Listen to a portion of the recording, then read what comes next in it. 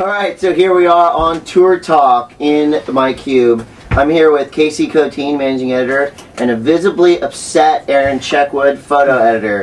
Obviously we're talking about the Boost Mobile Pro, the controversial ending, and I'm going to open up the conversation to Aaron Checkwood, who feels that Taj Burrow got ripped off. You have 30 seconds.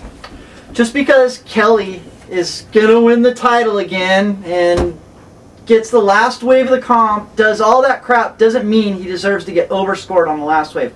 Taj won. Thank you. Alright, and myself, I believe that Kelly deserved the win.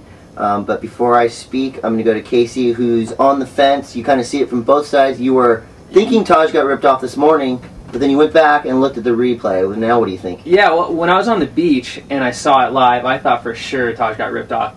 But looking at the video, I'm kind of going the other direction. I think it was a little bit more fair, but honestly, Kelly, for me, it's all about Kelly's last wave. That they gave him, he needed an 8.93.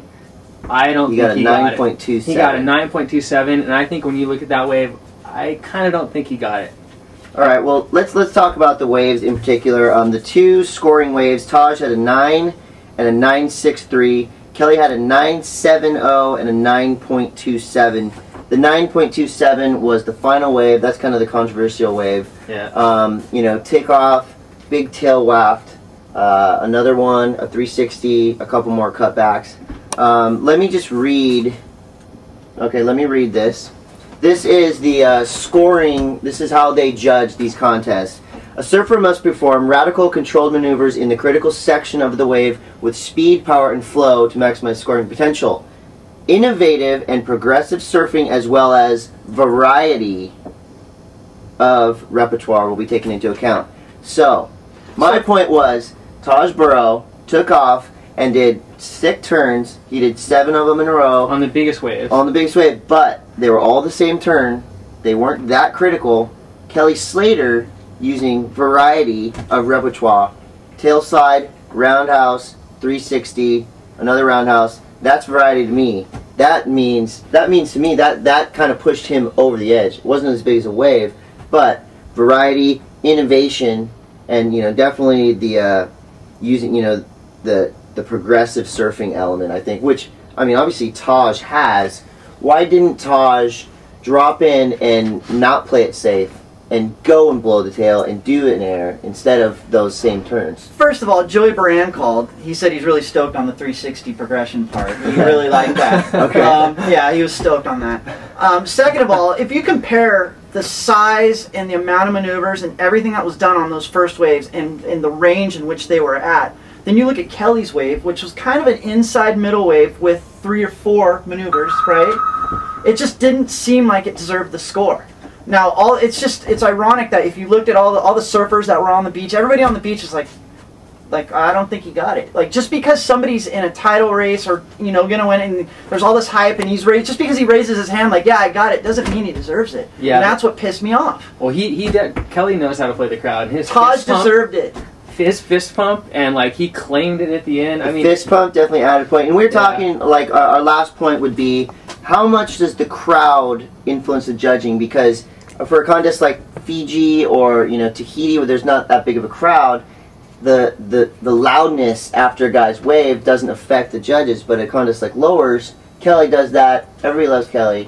Maybe that juiced the judges a little bit. Oh, for sure. Yeah, I think you see it at Lowers. I think that J-Bay, at the U.S. Open, Snapper. But the crazy thing is that there's been a lot of controversy with Kelly. People feeling like he's been overscored, especially at Lowers. Yeah. So I think that was like the Team America. Yeah, exactly. The icing on the cake for a lot of people. Like, I can't believe it's happened again. This is what I thought, and I thought about it all night long. It's going to be quick. He couldn't sleep. It's like when you're taught to surf contests, you always say, like, even if you're not unhappy with the wave, you never show your disappointment with it. And it would make sense to me that Kelly, being the smart guy that he is, goes, I'm going to claim it no matter what. Maybe that'll get it going. Like, yeah, I deserve it. Maybe they'll give it to me. Like, that's the mindset. That's the psychology. He knows the He's a psychologist, and I believe that's what he was doing. He was psyching out the judges. The psychology of the win. Well, we didn't prove shit here. TV should be one. TV! We want to know what you think, so please give us your comments. Write us a letter Do whatever you want. We just want to know what you think. And another interesting fact, or we don't know if this is fact.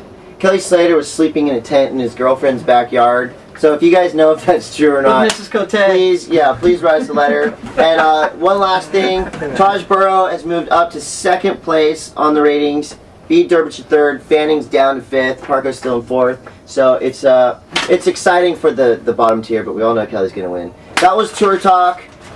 Please give us your comments. Tell us who's right, who's wrong, who's an asshole, who do you hate, who do you love.